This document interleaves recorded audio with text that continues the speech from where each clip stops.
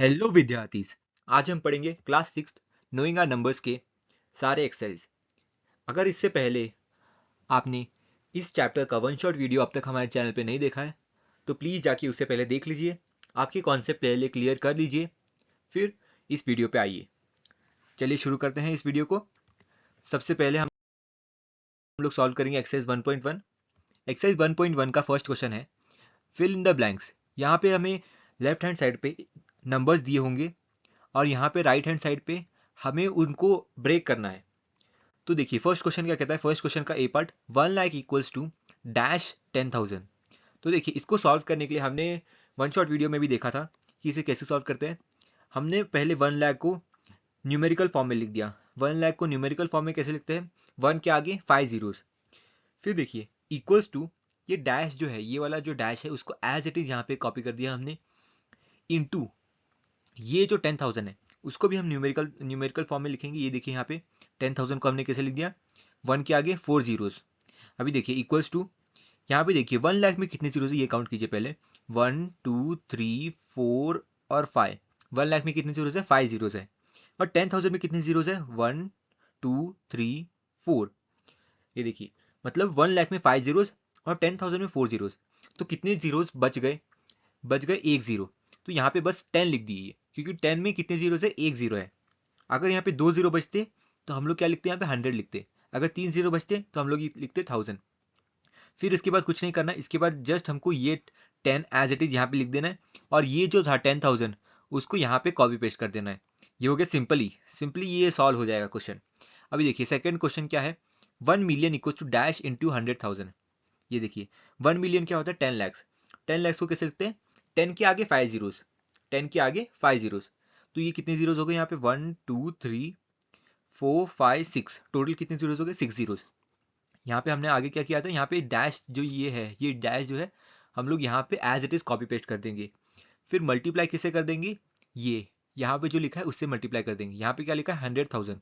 तो 100,000 कैसे लिखते हैं, 100,000 और 1 लाख दोनों एक ही बात होती है। तो 1 लाख मतलब क्या होता है, 5 जीरोस। यहाँ पे कितने जीरोस हो गए, 5 जीरोस। इसमें कितने जीरोस थे, 1 मिलियन में 6 जीरोस। यहाँ पे कितने जीरोस है, 5 जीरोस। तो बच्चे कितने जीरो, एक जीरो। तो यहाँ पे हमने 1 और 0 लिख दिया, हमने 10 लिख दिया क्योंकि 10 में कितने जीरोस है, एक जीरोस है। फिर क्या है आगे, इक्वल्स टू 10। ये जो 10 है उसे एज इट इज यहाँ पे लिखना है 10। और क्या है यहाँ पे, 100,000 को यहाँ पे एज इट इज 100,000 लिखना है। फिर देखिए next question, 1 crore equals to dash into 10 lakh, dash 10 lakh. सबसे पहले क्या करते हैं हम, 1 करोड़ को न्यूमेरिकल फॉर्म में लिखते हैं। 1 करोड़ कितने, इसमें कितने जीरोस है, 1 2 3 4 5 6 7। मतलब 1 करोड़ में कितने zeros, 7 zeros. Equals to dash into क्या लिखा है यहाँ पे, 10 लाख। तो यहाँ पे हमने क्या लिख दिया, 10 लाख। 10 लाख में कितने जीरोस है, 1 2 3 4 5 6, 6 जीरोस यहाँ पे। और यहाँ पे कितने जीरोस, 1 करोड़ में 7 जीरोस। तो बचे कितने जीरोस, एक जीरो। तो हम लोग क्या मल्टीप्लाई कर देंगे, डायरेक्ट 10 से मल्टीप्लाई कर देंगे। और ये जो होगा यहाँ पे 10 एज इट इज, और ये जो नंबर है यहाँ पे न्यूमेरिक, ये अल्फाबेट में है, इसे यहाँ पे हम लोग एज इट इज लिख देंगे 10 लाख। 10 lakh equal to 1 crore. अभी देखिए डी में भी सेम है, 1 crore equal to dash million. देखिए 1 करोड़ हमने क्या लिख दिया, सबसे पहले न्यूमेरिकल फॉर्म में लिख दिया एज इट इज। फिर क्या करना है हमको, ये जो डैश है उसको एज इट इज यहाँ पे रखना है। मल्टीप्लाई किससे करना है, ये जो यहाँ पे अल्फाबेट में लिखा है उससे मल्टीप्लाई करना है। ये अल्फाबेट में क्या लिखा है, मिलियन। मिलियन मतलब क्या होता है, 10 लाख। देखिए यहाँ पे 10 लाख हमने लिख दिया। अभी देखिए 1 करोड़ में कितने जीरोस, 1 2 3 4 5 6 7, 7 जीरोस। और देखिए मिलियन में कितने जीरोस, 1 2 3 4 5 6, 6 जीरोस। तो बचे कितने जीरो, 1 जीरो। तो हम लोग क्या कर देंगे, यहाँ पे 10 मल्टीप्लाई कर देंगे क्योंकि 10 में कितने जीरोस है, 1 जीरो। तो देखिए 10 इंटू 10 लाख, यानी कि 10 इंटू मिलियन इक्वल्स टू, हम लोग ये वाला 10 एज इट इज रख देंगे और ये जो मिलियन है वो भी एज इट इज यहाँ पे लिख देंगे। क्वेश्चन में जो मिलियन लिखा है उसे यहाँ पे एज इट इज रख देंगे। फिर देखिए ई, क्वेश्चन ई जो है, अभी आपको अगर ये कॉन्सेप्ट समझ में आया है तो आपके लिए ज़रा से भी मुश्किल नहीं होगी। आप आराम से 1 million equals to dash lakh इसको सॉल्व कर सकते हैं। आप इसे सॉल्व कीजिए और कमेंट करके ज़रूर बताइए कि आंसर क्या है। अगर आपको ये क्वेश्चन समझ में नहीं आया तो प्लीज़ कमेंट में लिखिएगा, मैं नेक्स्ट वीडियो में इसे और अच्छी तरीके से समझाने की ट्राई करूंगा। ये देखिए अभी सेकंड क्वेश्चन पे पढ़ते हैं। सेकंड क्वेश्चन क्या कहता है, place commas correctly and write the numerals. देखिए यहाँ पे क्या है, प्लेस कॉमास करेक्टली, यहाँ पे अगर कुछ भी मेंशन नहीं किया है कौन से सिस्टम को यूज़ करना है, तो आप हमेशा इंडियन सिस्टम को ही यूज़ करोगे। अगर यहाँ पे मेंशन किया होगा कि इंटरनेशनल सिस्टम, तभी सिर्फ आपको इंटरनेशनल सिस्टम का यूज़ करना है, नहीं तो हमेशा आपको किसका यूज़ करना है, इंडियन सिस्टम का यूज़ करना है। इसको सॉल्व करते हैं। ये देखिए यहाँ पे क्या लिखा है, 73,75,307। इसको कैसे सॉल्व करते हैं, इसको सॉल्व करने के लिए हमने वन शॉट वीडियो में बताया था कि जो भी हमको दिया है, देखिए यहाँ पे 73,75,307, उसको आप न्यूमेरिकल फॉर्म में लिखते चले जाओ और ऐड करते चले जाओ। जैसे कि यहाँ पे देखिए, यहाँ पे 73 लाख दिया है, सबसे पहले 73 लाख, तो आप जस्ट 73 लाख यहाँ पे लिख दो। फिर क्या है, 73 लाख के बाद 75,000, उसके बाद क्या करो आप 75,000 लिख दो। फिर क्या है 307, 307 को आप एज इट इज लिख दो और इन तीनों को ऐड कर दो, तो हमारा जो आंसर है वो हम लोग हमारा न्यूमेरिकल में आ जाएगा। देखिए यहाँ पे न्यूमेरिकल्स में आ गया, देखिए 73 लाख प्लस 75,000 प्लस 307, ये क्या बना 7375,307। उसके बाद क्या बोला है कि कॉमर्स प्लेस करने हैं हमें। कॉमर्स कैसे प्लेस करते हैं हम लोग सबसे पहले क्या करते हैं, हम लोग राइट हैंड साइड से शुरू करते हैं।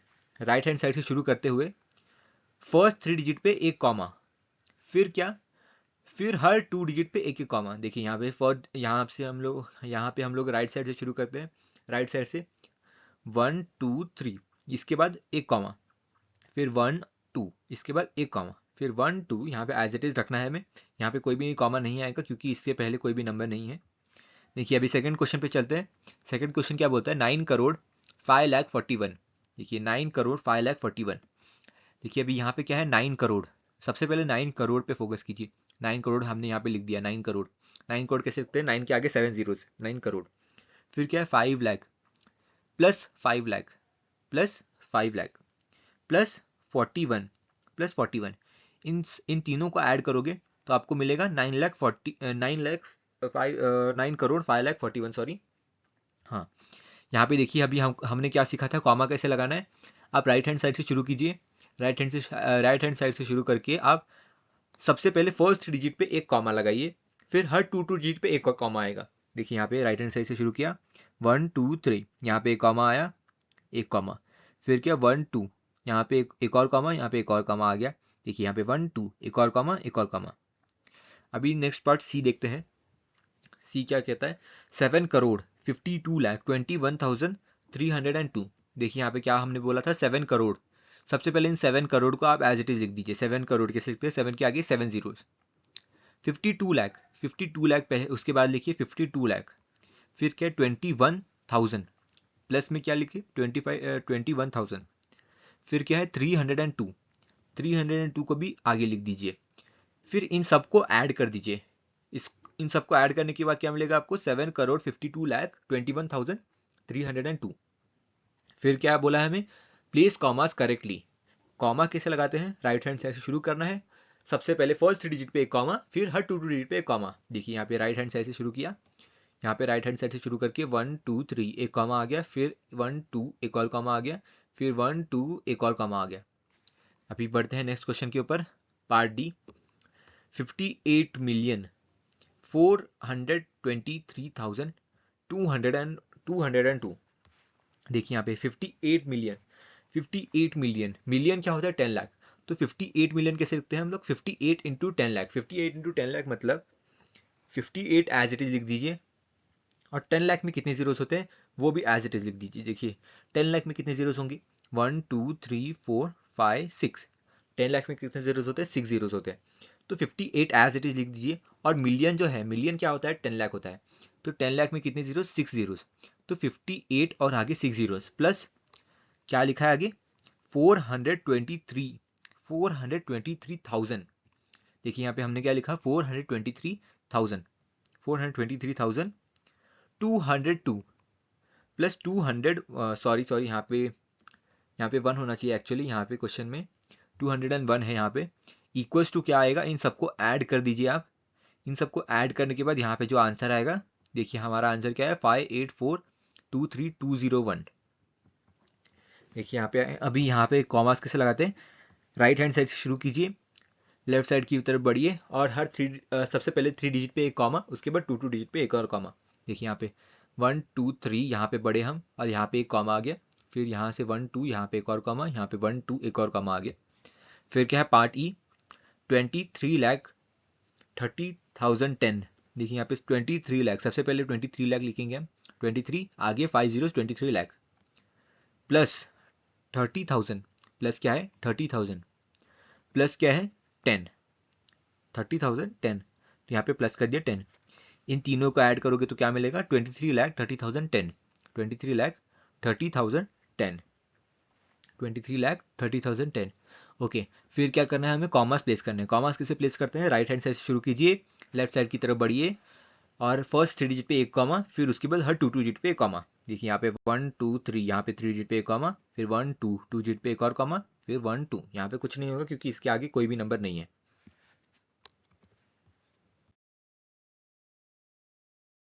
सॉल्व करते थर्ड क्वेश्चन। थर्ड क्वेश्चन क्या कहता है, insert comma suitably and write the names according to Indian system of numeration. देखिए यहाँ पे क्या है, आपको कॉमास किसके अकॉर्डिंग प्लेस करने, इंडियन सिस्टम के अकॉर्डिंग, और नेम किसके अकॉर्डिंग लिखना है, वो भी इंडियन सिस्टम के अकॉर्डिंग लिखना है। देखिए यहाँ पे क्या है, फॉलोइंग 322 रूल। देखिए जब भी आपको कॉमा प्लेस करने हैं अकॉर्डिंग टू इंडियन सिस्टम, तो आप कौन सा रूल यूज़ करते हो, 322 रूल। यानी कि आप राइट हैंड साइड से शुरू करते हो और लेफ्ट साइड की तरफ जाते हो और फर्स्ट 3 डिजिट पे एक कॉमा होता है और उसके बाद हर 2 2 डिजिट पे एक और कॉमा आते रहते हैं। देखिए यहाँ पे इसे सॉल्व करते हैं। फर्स्ट क्वेश्चन क्या कहता है, 87595762, यहाँ पे हमने इसको लिख दिया। फिर क्या करना है हमें, हमें सबसे पहले अगर नेम लिखना है किसी भी नंबर में, तो आपको नेम कैसे लिखते हैं आप, सबसे पहले आप क्या करते हैं उनकी प्लेस वैल्यू लिखते हैं। प्लेस वैल्यू लिखने के लिए हमने क्या ट्रिक यूज़ की थी, open the house then the lovely tilly cat turns. देखिए यहाँ पे मैं रिपीट करता हूँ, अगर आपने वन शॉट वीडियो नहीं देखी तो प्लीज़ जाके उसे देखिए, वहाँ पे हमने ये सारी ट्रिक्स डिस्कस की है। यहाँ पे देखिए आप क्या कहते हैं, open the house then the lovely tilly cat turns. O से क्या है यहाँ पे, ओ से वंस, टी से टेंस, एच से हंड्रेड्स, टी से थाउजेंड, टी से 10,000, एल से लैक्स, टी से 10 लैक्स और ये सी से करोड़। देखिए अभी हमने क्या बोला था वन शॉट वीडियो में कि 8 को पकड़ना है, 8 8 एज इट इज लिख दिया हमने, और देखना है कि 8 के नीचे कौन सा है, करोड़ है। 8 के नीचे क्या है, करोड़, तो 8 करोड़, 8 करोड़ यहाँ पे लिख दिया हमने। फिर क्या है 7, 7 के नीचे क्या है 10 लाख, और 5, 5 के नीचे क्या है लाख। अगर दोनों के नीचे सेम है, जैसे कि 7 के नीचे क्या है 10 लाख और 5 के नीचे क्या है लाख, दोनों में क्या सेम है लाख, तो दोनों को साथ में पढ़ेंगे और फिर लाख लिखेंगे। देखिए यहाँ पे 7 और 5 को दोनों को साथ में कैसे पढ़ेंगे, 75। देखिए यहाँ पे हमने क्या लिया 75 लैक्स, 75 लैक्स। फिर क्या है यहाँ पे 9 और 5, 9 और 5 में कैसे करना है, 9 के पास क्या है 10,000 और 5 के पास क्या है 1000, दोनों के पास कॉमन क्या है, दोनों के पास कॉमन क्या है 1000। देखिए यहाँ पे तो क्या पढ़ेंगे हम लोग इसे साथ में, 9 और 5 को साथ में पढ़ेंगे हम 95,000, 95,000। और 762 जैसे आप नॉर्मली पढ़ते हैं वैसे लिख देना है, जैसे कि 762। तो हमारा ये क्या बन गया, 8 करोड़ 75 लाख 95,762। अब प्लेस करते हैं कॉमर्स। कॉमर्स प्लेस करने के लिए हम कौन सा रूल यूज़ करते हैं, 322 रूल। 322 रूल कैसे यूज़ करते हैं, राइट हैंड साइड से शुरू कीजिए, फर्स्ट 3 डिजिट पे कॉमा, 1 2 3 एक कॉमा, फिर हर 2 डिजिट पे एक और कॉमा। ये देखिए यहाँ पे 1 2 एक कॉमा, यहाँ पे 1 2 एक कॉमा यहाँ पे। बढ़ते हैं पार्ट बी की तरफ। Part B 8546283, 8546283। हमने क्या बोला था यहाँ पे, ट्रिक क्या थी हमारी, open the house then the lovely tilly cat turns. O से क्या है वंस, टी से क्या है टेंस, एच से हंड्रेड्स, द से क्या टेन से, टी से टेंस, यहाँ पे इस टी से क्या 10,000, यहाँ से इस एल से क्या होगा लैक्स, और इस टी से क्या होगा 10 लैक्स। तो हम इसे कैसे पढ़ेंगे, देखिए 8 के पास क्या है 10 लैक्स और 5 के पास क्या है लैक्स, दोनों के पास कॉमन क्या है लैख। तो 8 और 5 को एक साथ पढ़ना है और लैख लगा देना है आगे। तो 8 और 5 को एक साथ कैसे पढ़ेंगे, 85 और आगे क्या लैक्स। फिर क्या है 4 के पास क्या है 10,000, 6 के पास क्या है 1000, तो 4 और 6 को एक साथ पढ़ेंगे हम लोग 46,000, 46,000। फिर क्या बढ़ना है आगे 283। आप इसे जैसे नॉर्मली पढ़ते हो वैसे ही नॉर्मली आपको लिख देना है, जैसे कि 283, 283। और कॉमा के लिए कौन सा यूज करते हैं हम, 322 रूल। राइट हैंड साइड से शुरू किया, 1 2 3, फर्स्ट 3 डिजिट पे एक कॉमा, फिर क्या हर 2 डिजिट पे एक कॉमा, 1 2 यहाँ पे 2 डिजिट के बाद एक और कॉमा, फिर यहाँ पे 1 2। इसके आगे कोई कॉमन नहीं लगेगा क्योंकि यहाँ पे कोई और नंबर नहीं है, यहाँ पे और कोई नंबर नहीं है, ये नंबर यहाँ पे खत्म हो जाता है, इसलिए यहाँ पे कोई कॉमन नहीं लगेगा। देखिए अभी आगे क्या है, 999000046। देखिए यहाँ पे हम लोग सबसे पहले प्लेस वैल्यू देखेंगे, open the house then the lovely tilly cat turns. देखिए यहाँ पे तो ओ से क्या हुआ, वंस, टेंस, 100,000, 10,000, लाख, 10 लाख, करोड़। अभी हम लोग यहाँ से शुरू करेंगे, 9 के नीचे क्या है, करोड़, और किसी के पास करोड़ है नहीं, तो 9 को एज इट इज लिख देंगे, 9 करोड़। फिर क्या है, 9 के पास क्या है, 10 लाख, और इस 9 के पास क्या है, इसके पास है लाख। तो इन दोनों को साथ में पढ़ना है क्योंकि इन दोनों के पास कॉमन क्या है, लाख। देखिए यहाँ पे 9 और 9 को एक साथ कैसे पढ़ेंगे, 99, और इन दोनों के पास कॉमन क्या है, लैक्स, लैक्स। फिर देखिए यहाँ पे जीरो और जीरो को पढ़ने की कोई ज़रूरत नहीं है हमें, हम लोग डायरेक्टली आगे बढ़ सकते हैं। यहाँ पे हमने क्या लिख दिया, यहाँ पे 46, जैसे हम लोग आमतौर पे बोलते हैं वैसे ही हमको यहाँ पे लिख देना होता है। तो ये क्या बन गया, 9 करोड़ 99 लैक्स 46, और कॉमा कैसे लगाते हैं आप, 3 to 2 rule. Right hand side से शुरू किया, लेफ्ट हैंड साइड की तरफ बढ़े हैं हम। यहाँ पे 1 2 3, थर्ड डिजिट के बाद एक कॉमा, फिर 1 2, यहाँ पे 2 डिजिट के बाद एक और कॉमा, यहाँ पे 1 2 एक और कॉमा। ये क्वेश्चन हो गया सॉल्व। अभी बढ़ते हैं डी की तरफ। देखिए डी क्या है, 98432701, 98432701। सबसे पहले प्लेस वैल्यू लिखेंगे हम, place values, open the house then the lovely tilly cat, ones, tens, 100,000, 10,000, lakh, 10 lakh, crore. देखिए यहाँ पे 9 एज इट इज, करोड़, 8 के पास क्या है, 10 लाख, 4 के पास क्या है, लाख। तो दोनों को एक साथ पढ़ेंगे, एक साथ कैसे पढ़ेंगे, 84 लैक्स, 84 लैक्स। देखिए यहाँ पे 3 के पास क्या है, 10,000, 2 के पास क्या है, 1000। तो 3 और 2 को एक साथ कैसे पढ़ेंगे आप, 32, और दोनों के पास कॉमन क्या है, 1000। तो यहाँ पे हमने क्या लिख दिया, 1000, और 701, इसको आप नॉर्मली कैसे बोलते हो, 701। तो यहाँ पे हम लोग जस्ट उसे 701 एज इट इज लिख देंगे। फिर क्या है, यहाँ पे कॉमर्स लगाने के लिए बोला है। कॉमर्स किसे लगाते हैं हम, हर सबसे पहले राइट हैंड साइड से शुरू करते हैं, फिर फर्स्ट डिजिट पे एक कॉमा, फिर हर 2 डिजिट पे एक और कॉमा। देखिए यहाँ पे 1 2 3, 1 2 3 एक कॉमा यहाँ पे हो गया, फिर 1 2 एक कॉमा यहाँ पे हो गया, फिर 1 2 एक कॉमा यहाँ पे हो गया। अब देखते हैं फोर्थ क्वेश्चन। फोर्थ क्वेश्चन क्या कहता है, insert comma suitably and write the names according to international system of numeration. ये देखिए यहाँ पे क्या बोला है कि आपको यहाँ पे अब इंडियन सिस्टम का यूज नहीं करना है, आपको कौन सा सिस्टम यूज करना है, इंटरनेशनल सिस्टम का यूज करके नाम और कॉमास लगाने हैं। देखिए इंटरनेशनल सिस्टम और इंडियन सिस्टम में इतना ही फर्क है कि इंटरनेशनल सिस्टम में करोड़ की जगह पे क्या यूज होता है, करोड़ की जगह पे यूज होता है मिलियन। और जब आप कॉमा यूज करते हो इंडियन सिस्टम में, तो कौन सा रूल यूज करते हो, 3 to 2 रूल, यानी कि आप सबसे पहले फर्स्ट 3 डिजिट पे एक कॉमा लगाते हो, फिर हर 2 डिजिट पे एक और कॉमा लगाते हो। लेकिन आप इंटरनेशनल सिस्टम में क्या करते हो, आप राइट हैंड साइड से शुरू करते हो, राइट साइड से शुरू करके हर थर्ड डिजिट पे एक कॉमा होता है। यहाँ पे सबसे पहले थर्ड डिजिट पे एक कॉमा, फिर उसके बाद अगले थर्ड डिजिट पे एक और कॉमा, फिर अगले थर्ड डिजिट पे एक और कॉमा, ऐसा चलता है। तो देखिए यहाँ पे सॉल्व करके देखते हैं, यहाँ पे 7892190। देखिए यहाँ पे 7892190। यहाँ पे भी हम लोग वैसे ही प्लेस वैल्यू सबसे पहले लिखेंगे, open the house then the lovely tilly cat turns. देखिए यहाँ पे वंस, टेंस, 100,000, 10,000, लाख, 10 लाख, करोड़। सबसे पहले देखिए हम लोग इसको इंडियन सिस्टम के अकॉर्डिंग नेम करते हैं, फिर आप इंडियन इंटरनेशनल सिस्टम में भी जा सकते हैं। जैसे कि देखिए इंडियन सिस्टम के अकॉर्डिंग इसका नाम क्या होगा, 7 के नीचे क्या है, करोड़, 7 करोड़, 89 लैक्स, 8 और 9 के पास कॉमन क्या है, लाख। तो 89 लैक्स, फिर क्या है 21,000, फिर क्या है 92। देखिए यहाँ पे अब क्या है, अब देखिए यहाँ पे अब कॉमास लगाते हैं इसमें। सबसे पहले आप इसका इंटरनेशनल सिस्टम में नेम करने से पहले आप इसमें कॉमा लगा लीजिए, फिर आप इंटरनेशनल सिस्टम में अगर नाम करेंगे, नामकरण करेंगे इसका, तो आपको और इजी पड़ेगा। देखिए यहाँ पे सबसे पहले हमने क्या बोला था, हर 3 डिजिट पे एक और एक कॉमा आएगा।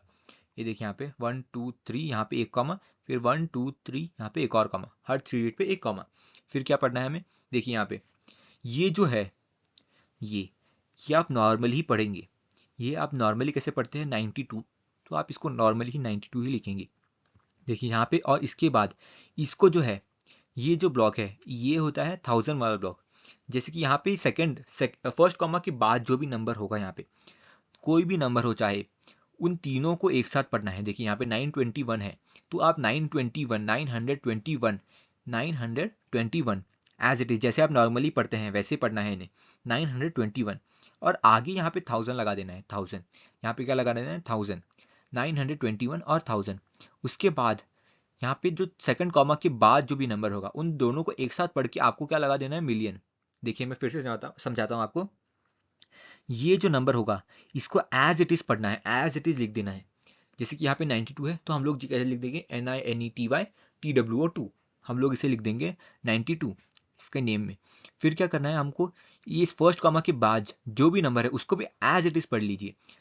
जैसे कि यहाँ पे 921 है तो 921 को एज इट इज कैसे पढ़ेंगे हम, 921 और उसके आगे जस्ट क्या कर दीजिए आप, 1000 लगा दीजिए, 921 और क्या लगा दीजिए, 1000। देखिए यहाँ पे 1 2 3 3 जीरोस किस में होते हैं, 1000 में होते हैं, तो 921,000।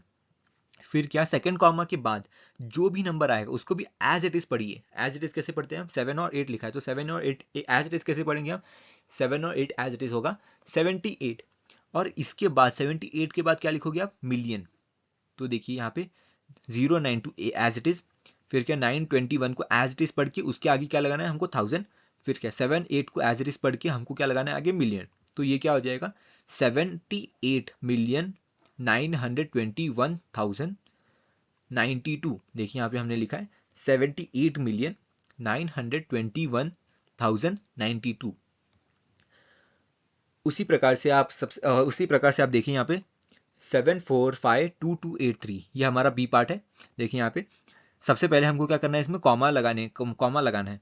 सबसे पहले हमने कॉमा लगाया, इंटरनेशनल सिस्टम के अकॉर्डिंग कैसे लगते हैं यहाँ पे कॉमा, राइट हैंड साइड से शुरू कीजिए, हर 3 पे एक कॉमा। यहाँ पे देखिए 1 2 3 यहाँ पे एक कॉमा, फिर 1 2 3 यहाँ पे एक कॉमा, फिर यहाँ पे 7। देखिए हमने क्या बोला था, 1 2।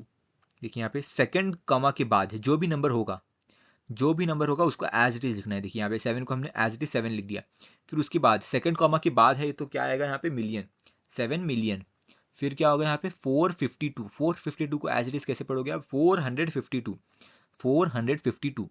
और हमने क्या बोला था यहाँ पे 452, इस ब्लॉक में क्या आएगा, 1000, तो यहाँ पे क्या लिख दिया हमने, 1000। फिर क्या यहाँ पे 283, फिर 283 एज इट इज लिख दिया। तो ये क्या बन गया, 7,452,283।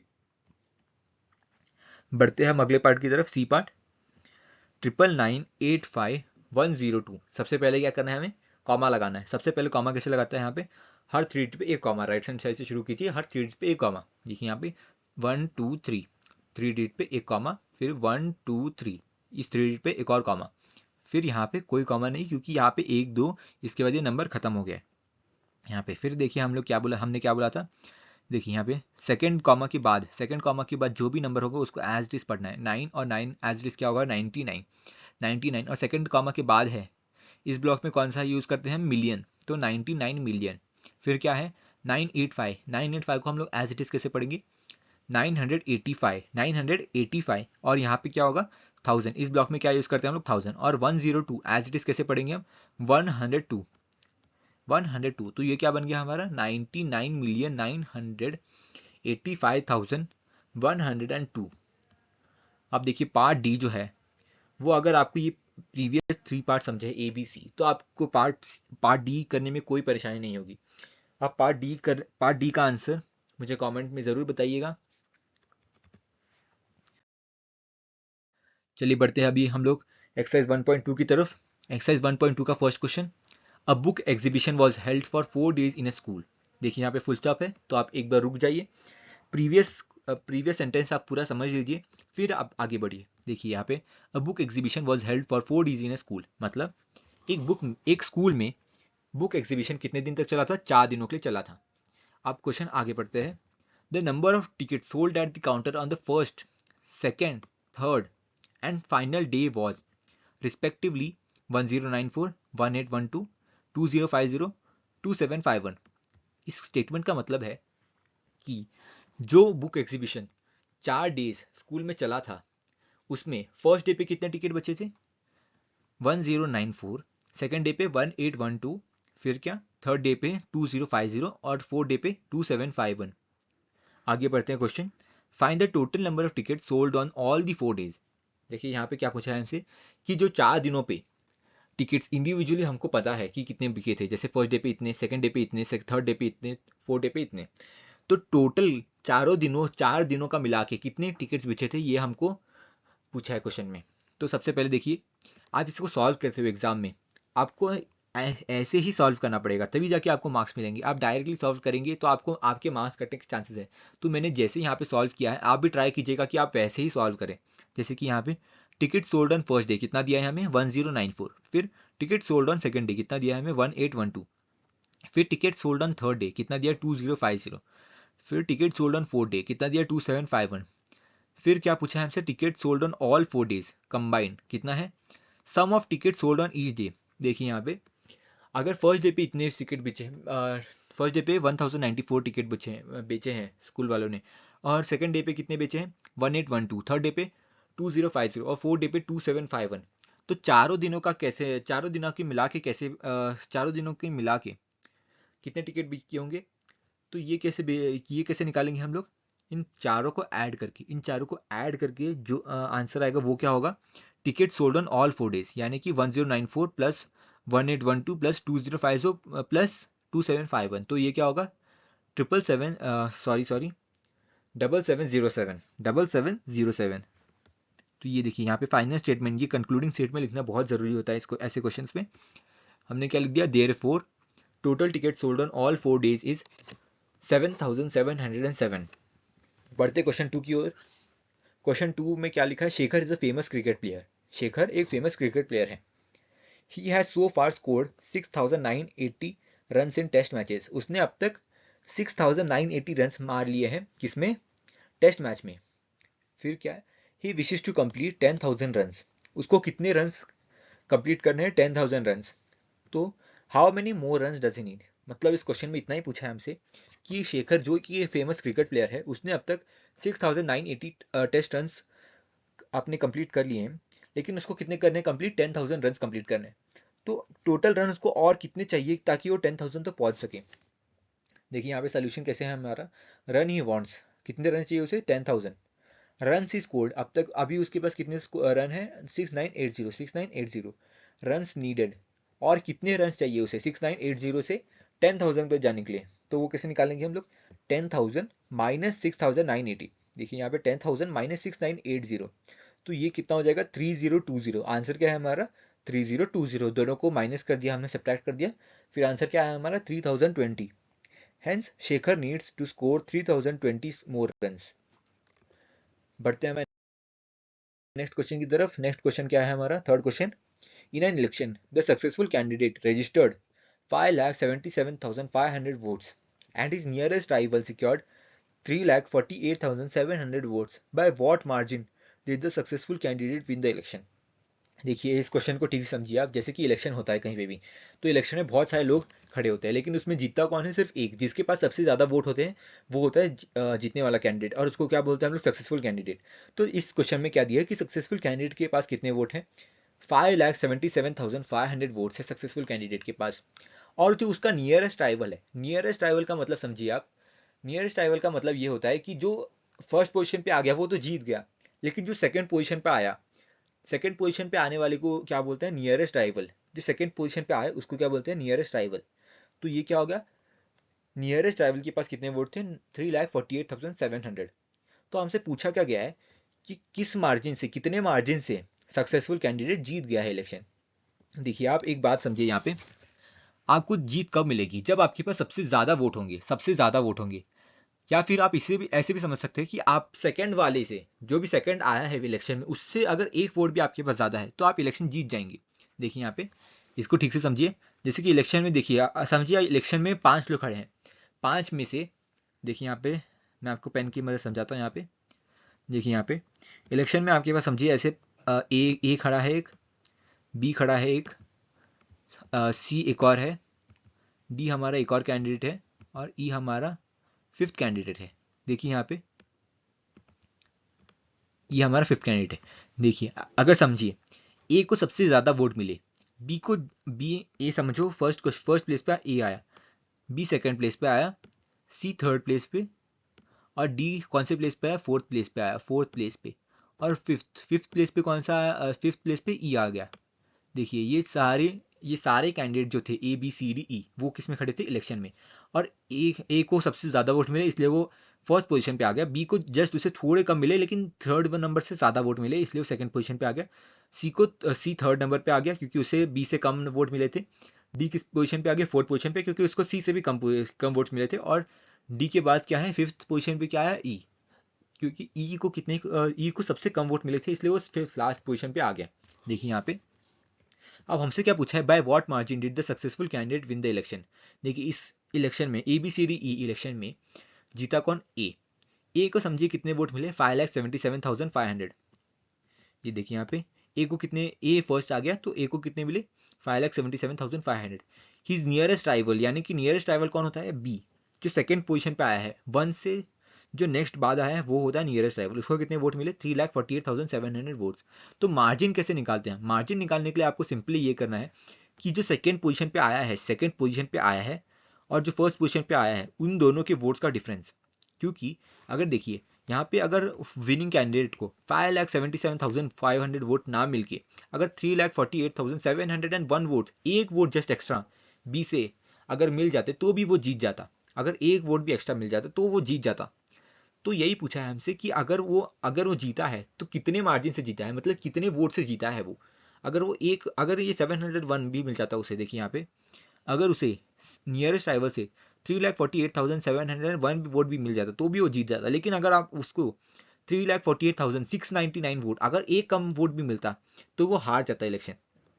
इसलिए आप इन दोनों को माइनस करेंगे, आप इन दोनों को माइनस करके ये देखेंगे कि इन दोनों के वोट्स में डिफरेंस कितना है, ताकि आपको ये पता चल सके जो विनिंग कैंडिडेट है वो कितने वोट से जीत गया है, जो विनिंग कैंडिडेट है वो कितने वोट से जीत गया है। तो हम लोग इसे सॉल्व करते, देखिए यहाँ पे total votes of winning candidate equals to 5,77,500, total votes of nearest rival equals to 3,48,700।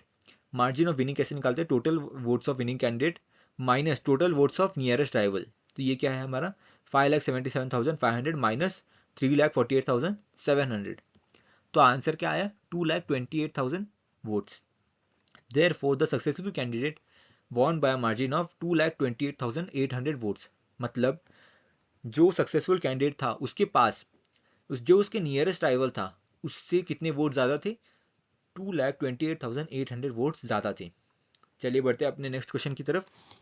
Next question, fourth question क्या कहता है, Kirti book store sold books worth rupees 2,85,891 in the first week of June and books worth rupees 4,768 in the second week of month। देखिए यहाँ पे ये हम लोग ठीक से समझते हैं। कीर्ति बुक स्टोर नाम की एक दुकान है, वहां पे क्या है, फर्स्ट वीक पे कितने बुक्स बिके हैं, रुपीज 2,85,891 के बुक्स बिके हैं फर्स्ट वीक ऑफ जून में।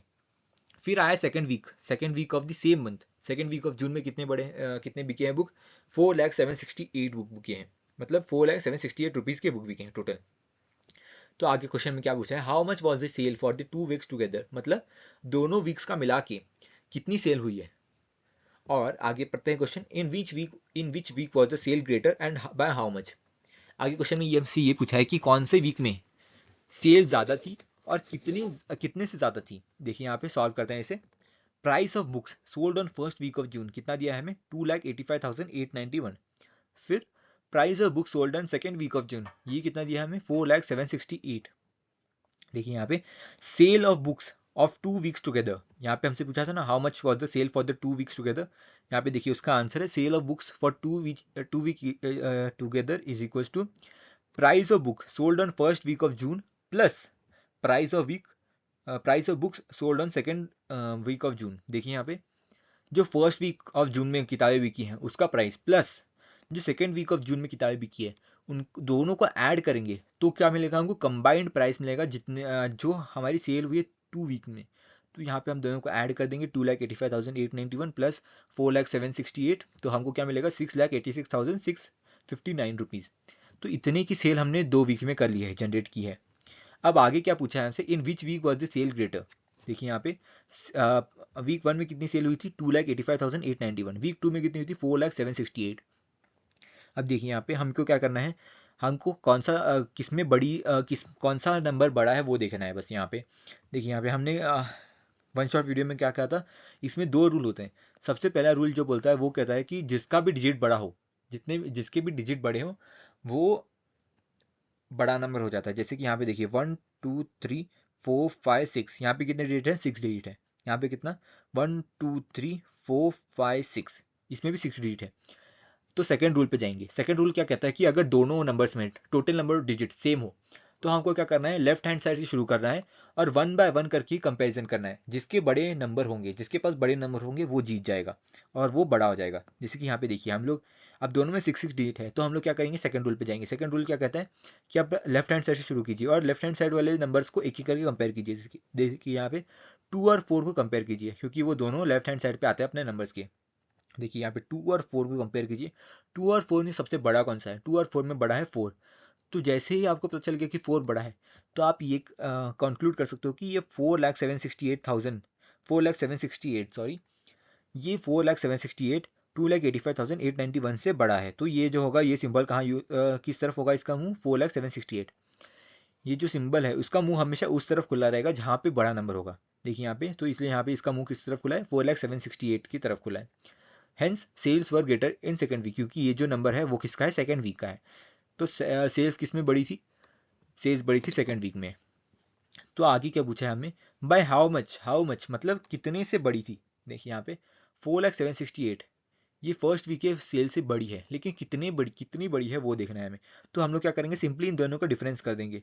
तो उस डिफरेंस कैसे करते हैं? बड़े में से हमेशा छोटा माइनस करते हैं, बड़े में से छोटा माइनस करते हैं। तो बड़ा यहाँ पे एज इट इज लिख दिया हमने, माइनस छोटा क्या है यहाँ पे? 2,85,891।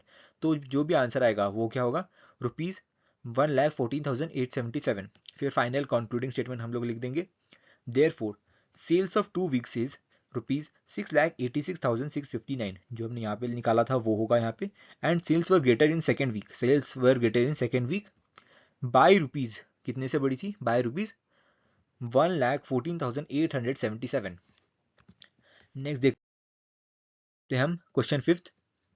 Find the difference between the greatest and the least 5 digit number that can be written using the digit 62743 each only once.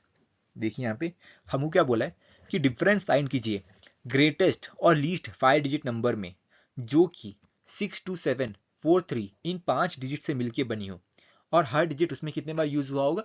सिर्फ वन बार यूज हुआ होगा। देखिए यहाँ पे हमने वन शॉट वीडियो में भी डिस्कस किया था कि for making the largest number we arrange them in descending order. मतलब डिसेंडिंग ऑर्डर का मतलब क्या होता है? ग्रेटेस्ट नंबर सबसे पहले आएगा, उसके बाद स्मॉलेस्ट नंबर, उसके बाद उससे छोटा, उसके बाद उससे छोटा, उसके बाद उससे छोटा, ऐसे चलते जाएंगे। और स्मॉलेस्ट नंबर कैसे बनाते हैं हम? स्मॉलेस्ट नंबर बनाने के लिए हम क्या करते हैं? उन सबको असेंडिंग ऑर्डर में अरेंज कर देते हैं। असेंडिंग ऑर्डर में कैसे अरेंज करते हैं हम? सबसे पहले जो आएगा वो सबसे छोटा नंबर होगा, फिर उसके बाद उससे बड़ा, फिर उसके बाद उसके और बड़ा, ऐसे करके हम लोग उसको असेंडिंग ऑर्डर में अरेंज करते हैं। देखिए यहाँ पे यूजिंग 62743, जो हमको क्वेश्चन में डिजिट दिए हैं 5, 62743। ग्रेटेस्ट नंबर कैसे फाइंड होगा, हम कैसे बनाएंगे? हम डिसेंडिंग ऑर्डर में। डिसेंडिंग ऑर्डर सबसे पहले क्या करता है? सबसे पहले जो नंबर होगा वो सबसे बड़ा नंबर होगा। 62743 में सबसे बड़ा कौन सा नंबर है? 7। देखिए 7 सबसे बड़ा नंबर है। फिर उससे जस्ट छोटा कौन से है? 6 है, 4 है, 3 है, 2 है। अब देखिए 6 4 और 3 2, 6 4 3 2 में सबसे बड़ा कौन सा है? 6। तो सेकंड नंबर पे क्या गया? 6। देखिए यहाँ पे अभी 7 और 6 एक एक बार यूज हो गए। तो देखिए अभी 6 से जस्ट छोटा, 6 से जस्ट छोटे कौन से? 4 3 और 2। 4 3 और 2 6 से जस्ट छोटे हैं, लेकिन 4 3 और 2 में सबसे बड़ा कौन सा है? 4। तो 4 थर्ड डिजिट पे आ जाएगा। फिर क्या? फिर उससे 4 से जस्ट छोटा, 4 से जस्ट छोटा कौन सा नंबर है? 3 और 2। 3 और 2 में कौन सा यूज होगा? 3, क्योंकि 3 2 से बड़ा है तो 3 यहाँ पे यूज होगा।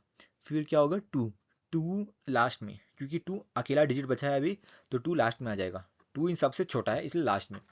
फिर क्या? ग्रेटेस्ट नंबर हमने बना लिया। स्मॉलेस्ट नंबर आप चाहिए तो इसे उल्टा करके भी बना सकते हो, नहीं तो आप इसे एज असेंडिंग ऑर्डर करके भी बना सकते हो। असेंडिंग ऑर्डर क्या बोलता है? सबसे छोटा नंबर सबसे पहले लिखो। 62743 में सबसे छोटा नंबर कौन सा है? 2। तो 2 सबसे पहले आ गया। फिर उससे जस्ट बड़ा कौन कौन से नंबर है? 3 4 6 7, 3 4 6 7, 3 4 6 7 में सबसे छोटा नंबर कौन सा है? 3 है, तो यहाँ पे 3 आ जाएगा।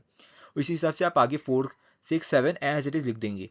एज इट इज लिख देने के बाद यहाँ पे देखिए ग्रेटेस्ट नंबर क्या बन गया? 76,432। स्मॉलेस्ट नंबर क्या बन गया? 23467, 26,467। अभी क्या हमसे पूछा है? डिफरेंस। फाइंड द डिफरेंस पूछा है हमसे, तो डिफरेंस कैसे निकालेंगे हम लोग? Greatest number minus smallest number, greatest number minus smallest number, यानी कि बड़े नंबर में से छोटे नंबर को माइनस करना है। तो ये क्या हो जाएगा? 76432 माइनस 23467 इक्वल्स टू 52,965। और ये final concluding statement Therefore, the difference between the greatest and smallest number made by using the digit 62743 is 52,965.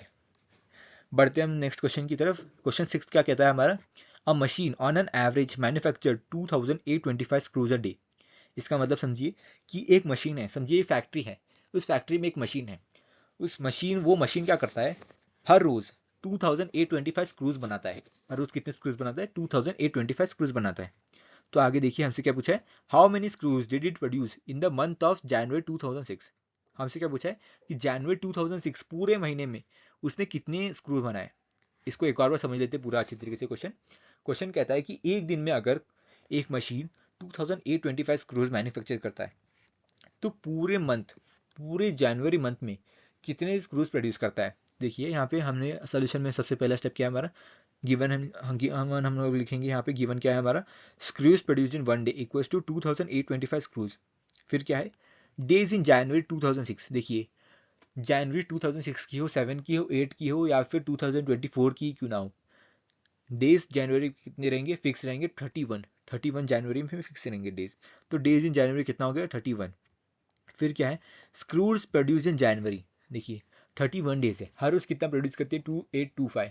तो आप इसे एज इट इज, तो आप इसे कैसे लिख सकते हैं 2825 प्लस 2825 प्लस 2825, इसको 31 टाइम्स को आपको करना पड़ेगा। इससे सिंपली आप, नहीं तो आप इसे सिंपली ऐसे भी कर सकते हैं कि 31 इंटू 2825, वो भी सेम आंसर देगा जो 2825 को आप 31 टाइम्स ऐड करके दोगे। तो यहाँ पे क्या है, screws produce in January equals to days in January multiplied by screws produce in one day. तो ये क्या दे रहा है हमें, 31 मल्टीप्लाइड बाय 2825 जो कि है 87,575 screws. Therefore the total screws produced in January is 87,575। देखते हैं हम नेक्स्ट क्वेश्चन की तरफ। नेक्स्ट क्वेश्चन क्या है हमारा, a merchant had rupees 78,592 with her. ये समझिए यहाँ पे एक मर्चेंट है, उसके पास कितने रुपीज है, 78,592 रुपीज है। आगे पढ़ते हैं, she placed an order for purchasing 40 radio sets at rupees 1200 each. मतलब उसके पास जितने पैसे थे, देखिए उसके पास कितने पैसे थे 78,592। उसने क्या किया, उसने यूज किया उन पैसों को और कितने रेडियो सेट ऑर्डर कर लिए, 40 रेडियो सेट ऑर्डर कर लिए। और एक रेडियो सेट का प्राइस क्या था 1200 ईच, मतलब हर एक रेडियो सेट का प्राइस है 1200। तो आगे पढ़ते हैं, क्वेश्चन में आगे क्या दिया है हमें, how much money will remain with her after the purchase. मतलब अगर उसने जो परचेज किया है 40 रेडियो सेट्स, उसमें पैसे खर्च करने के बाद उसके पास हाथ में कितने और पैसे बचेंगे। देखिए यहाँ पे इसे सॉल्व करते हैं। टोटल मनी विथ मर्चेंट कितना दिया है हमें 78,592। फिर देखिए number of radio sets order equals to कितना दिया है हमें 40। तो प्राइस ऑफ वन रेडियो कितना दिया है हमें rupees 1200। Price of one radio कितना दिया है 1200। फिर क्या है, हमने क्या लिखा है यहाँ पे, टोटल मनी स्पेंट, मतलब टोटल उसने कितना रुपए खर्च कर दिया, उसने कितने पैसे खर्च कर दिए रेडियो पे। तो वो कैसे निकालेंगे हम लोग, price of one radio, price of one radio multiplied by 40, यानी कि प्राइस ऑफ 40 रेडियो। अगर वो एक रेडियो खरीदती तो वो कितना स्पेंड करती 1200 रुपए, दो करती तो कितना करती 1200 प्लस 1200, थ्री करती तो 1200 प्लस 1200 प्लस 1200। तो 40 रेडियो पे उसने कितने खर्च किए 1200 इंटू 40 इंटू 1200, जो कि आएगा 48,000।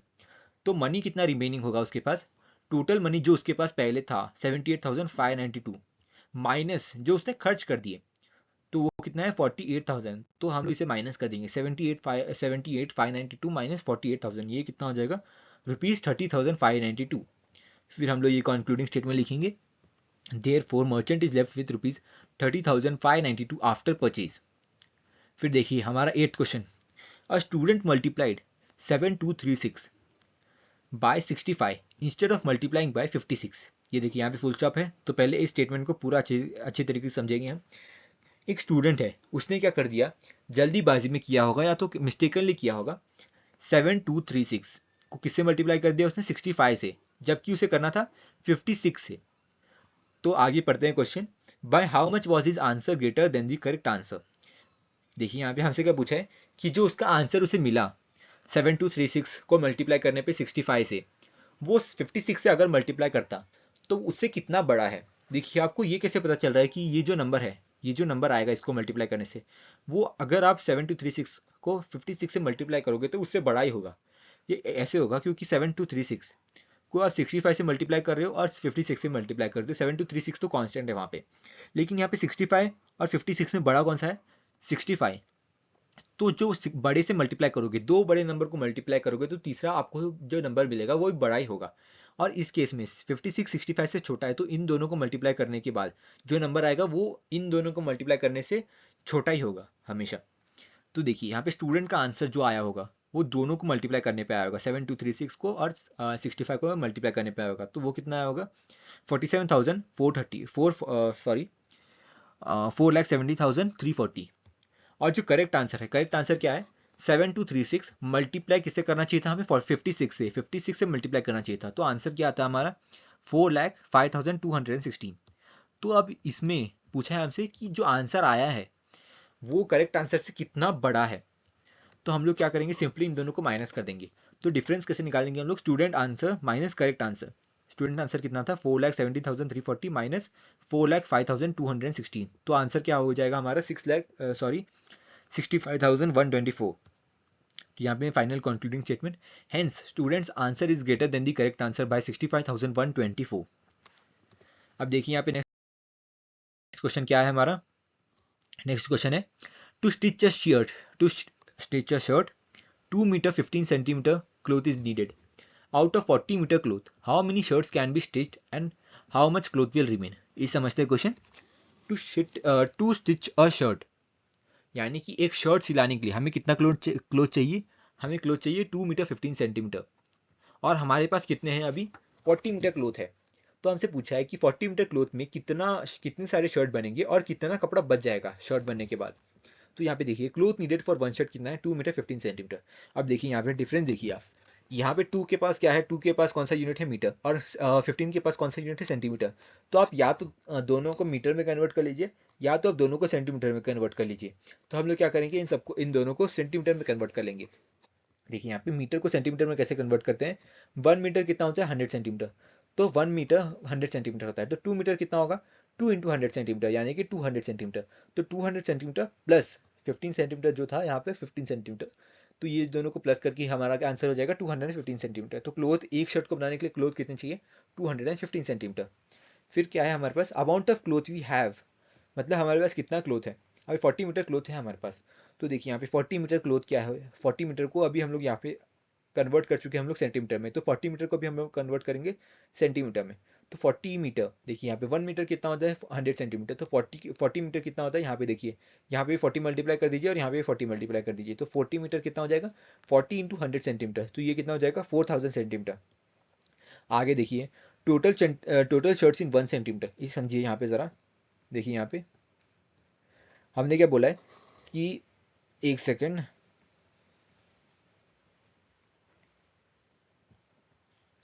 ये देखिए हमारा क्या है? एक शर्ट के लिए हमको कितना चाहिए?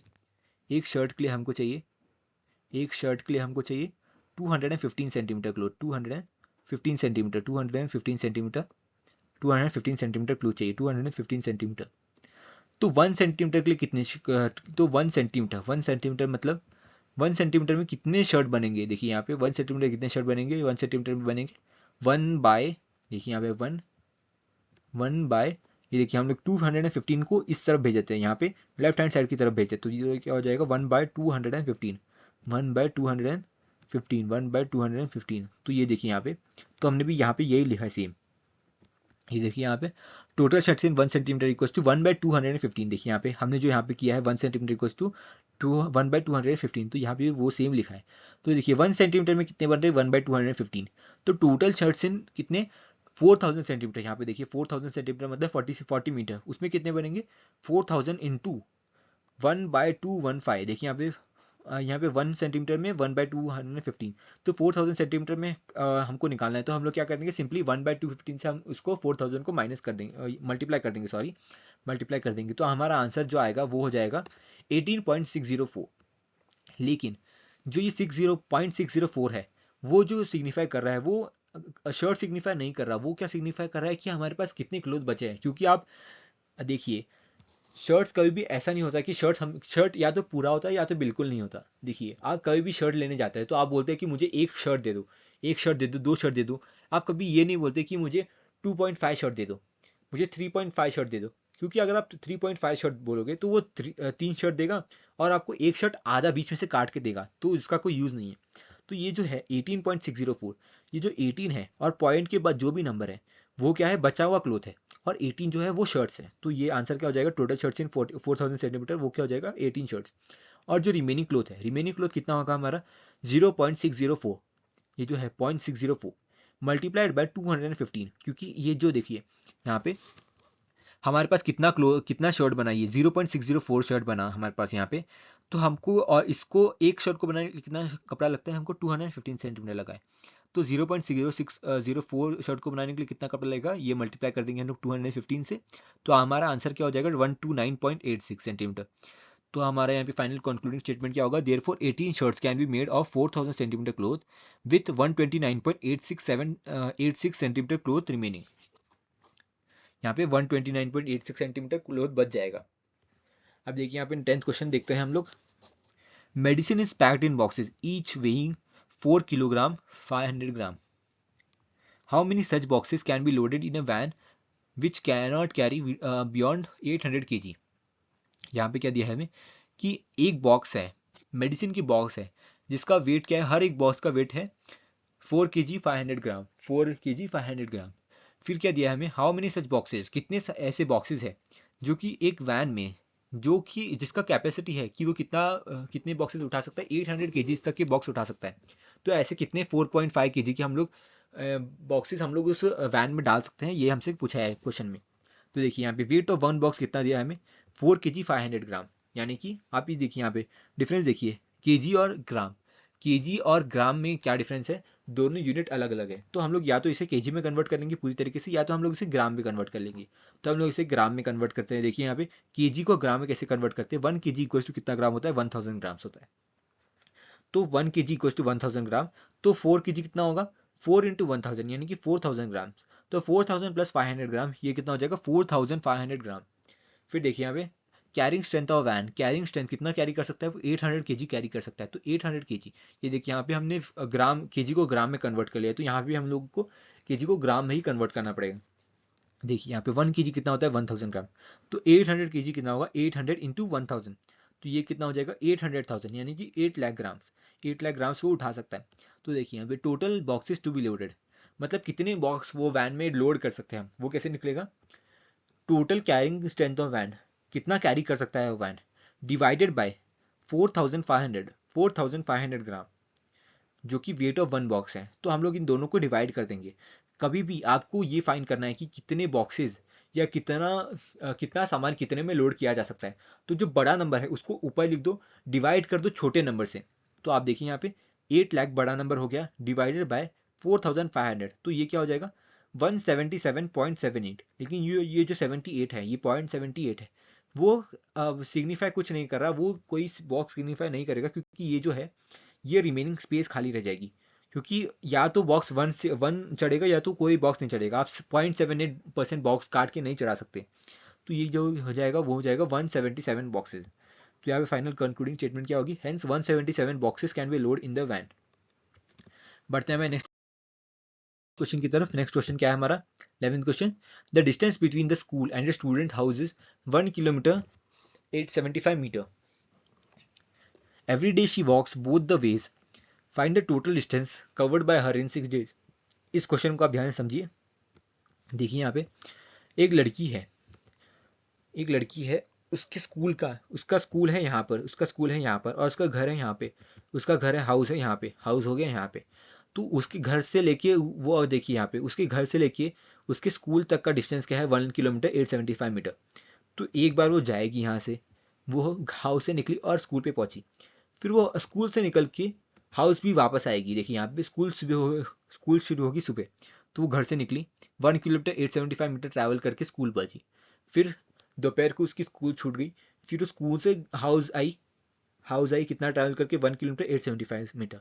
तो एक दिन में उसने कितना ट्रैवल कर लिया, एक दिन में उसने ट्रैवल कर लिया 1 kilometre 875 metre plus 1 kilometre 875 metre. ऐसे करके उसने एक दिन में कितना ट्रैवल कर लिया, दोनों को ऐड कर देंगे।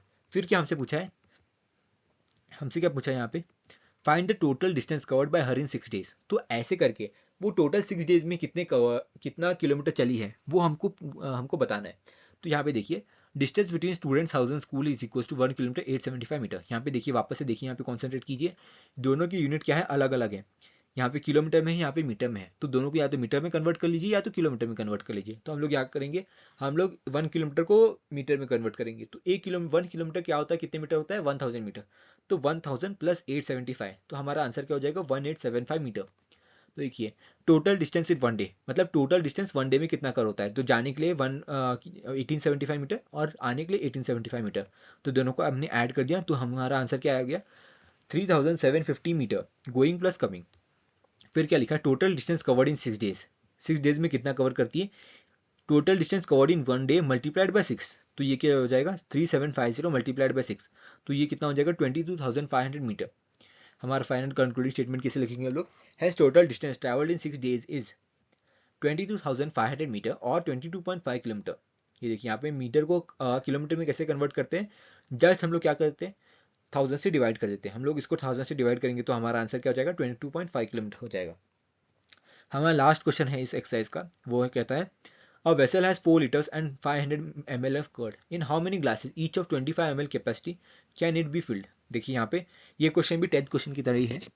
इसमें क्या दिया है हमें, एक वेसल है, उसमें कितना लीटर कर्ड है, उसमें है 4 लीटर 500 ml कर्ड। देखिए यहाँ पे टोटल कर्ड इन वेसल कितना है, 4 लीटर 500 ml। यानी कि अब देखिए इसमें भी यूनिट अलग अलग है, इसमें एक में लीटर है, एक में ml है, तो दोनों को सेम यूनिट पे लेके आना है। तो हम लोग क्या करेंगे, लीटर्स को ml में कन्वर्ट कर देंगे। तो 1 लीटर कितना होता है, 4000 सॉरी 1 लीटर होता है 1000 ml। तो 4 लीटर्स कितने हो जाएंगे, 4000 ml। तो 4000 प्लस 500, तो ये कितना हो जाएगा, 4500 ml। फिर क्या दिया है हमें, capacity of glass, capacity of glass कितना है, 25 ml, यानी कि एक ग्लास में कितना फिल हो सकता है, 25 ml। तो नंबर ऑफ ग्लासेस रिक्वायर्ड, मतलब कितने ऐसे ग्लासेस रिक्वायर्ड होंगे हमें, ताकि हम लोग कितना 4500 ml पूरे पूरे कर्ड को हम लोग ग्लास में फिल कर सके। तो ये कितना होगा, number of glass required equals to total curd in vessel, total curd in vessel divide by capacity of glass, total curd in vessel divide by capacity of glass. देखिए यहाँ पे हमने क्या बोला था, जो बड़ा नंबर होगा उसको ऊपर लिख दीजिए, डिवाइड कर दीजिए छोटे नंबर से। छोटे नंबर क्या है यहाँ पे 25, बड़ा नंबर क्या है 4500। दोनों को डिवाइड कर दिया हमने, आंसर क्या हो जाएगा 180। यानी कि total 180 glasses can be filled with from 4 litres 500 ml curd. यानी कि 180 ग्लासेस फिल हो सकते हैं, जिसकी कैपेसिटी क्या होगी 25 ml। कितने कर्ड से, 4 लीटर 500 ml कर्ड से इतने ग्लासेस फिल हो सकते हैं। अब देखिए इसके आगे जो एक्सरसाइज है वो अकॉर्डिंग टू योर सिलेबस वो डिलीटेड है, इसलिए हमने वो कवर नहीं किए। अगर आपको वो एक्सरसाइज भी करनी है तो आप हमें प्लीज़ कमेंट में बता दीजिएगा, हम उस एक्सरसाइज को भी सॉल्व करके एक वीडियो बना देंगे। और अगर आपको इस वीडियो में कुछ भी समझ में ना आया हो तो आप प्लीज़ कमेंट लिख दीजिएगा। आई विल मेक श्योर कि आप मैं उस कमेंट को रिप्लाई करूँ। Thank you.